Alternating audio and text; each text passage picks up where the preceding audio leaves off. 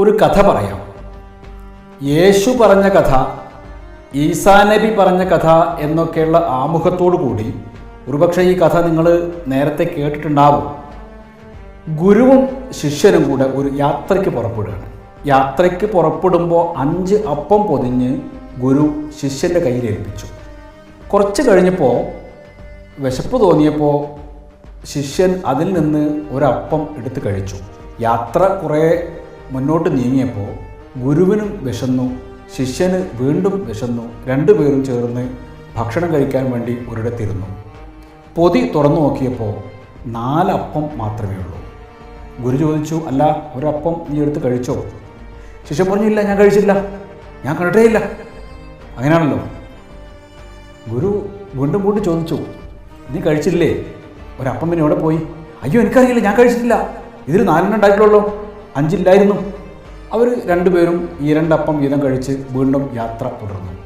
കുറേ വഴി ചെന്നപ്പോൾ ഒരുപാട് സർപ്പങ്ങളുള്ള ഒരു സർപ്പക്കാവ് അവർക്ക് മുറിച്ചു കിടക്കേണ്ടതുണ്ട്. ഗുരു പറഞ്ഞു, സത്യം പറഞ്ഞില്ലെങ്കിൽ സർപ്പദംശനമേൽക്കും, മരണം സംഭവിക്കാം. പക്ഷേ ശിഷ്യന് എന്നിട്ടും സത്യം പറഞ്ഞില്ല. സർപ്പക്കാവ് കടന്ന് വീണ്ടും അവർ യാത്ര തുടർന്നു.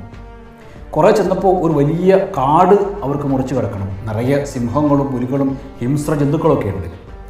ഗുരു പറഞ്ഞു, സത്യം പറഞ്ഞില്ലെങ്കിൽ ഈ കാട്ടിൽ വെച്ച് ഒരുപക്ഷെ സിംഹമോ പുലിയോ അല്ലെങ്കിൽ മറ്റ് ഹിംസ്ര ജന്തുക്കളോ ഒക്കെ ആക്രമിക്കാൻ സാധ്യതയുണ്ട്.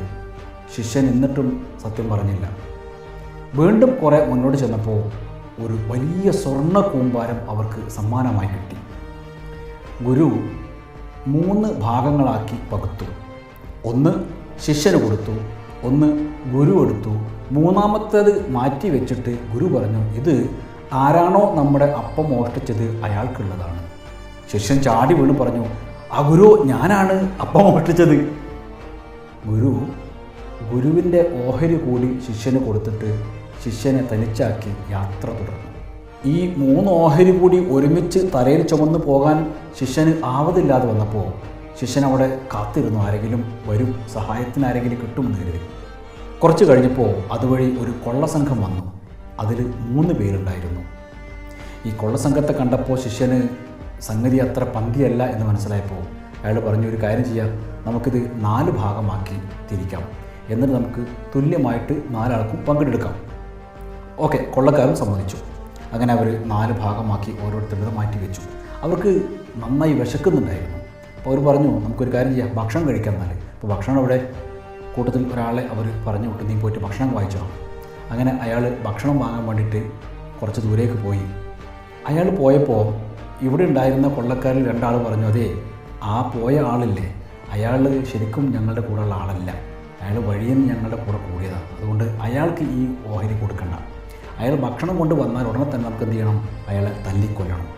3 പേരും തീരുമാനിച്ചു. ഭക്ഷണം വാങ്ങാൻ പോയ ആളും ഇതന്നെയാണ് ആലോചിച്ചത്. അദ്ദേഹം എന്ത് ചെയ്തു, ഭക്ഷണം വാങ്ങിയിട്ട് അതിൽ മാരകമായ വിഷം കലർത്തി. 3 പേരും ജീവൻ പോയാൽ ഈ 3 പേരുടെയും പിന്നെ എൻ്റെയും ഓഹരി അങ്ങനെ മുഴുവൻ എനിക്ക് എടുക്കാമല്ലോ എന്ന് കരുതിയിട്ട് മാരകമായ വിഷം കലർത്തിയിട്ടാണ് ആ ഭക്ഷണം കൊണ്ടുവന്നത്.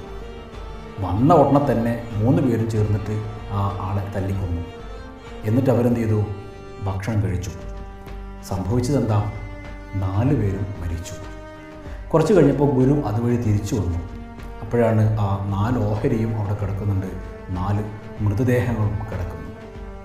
ഗുരു ആത്മഗതം ചെയ്തു. അത്യാഗ്രഹം ആപത്ത് വരുത്തും.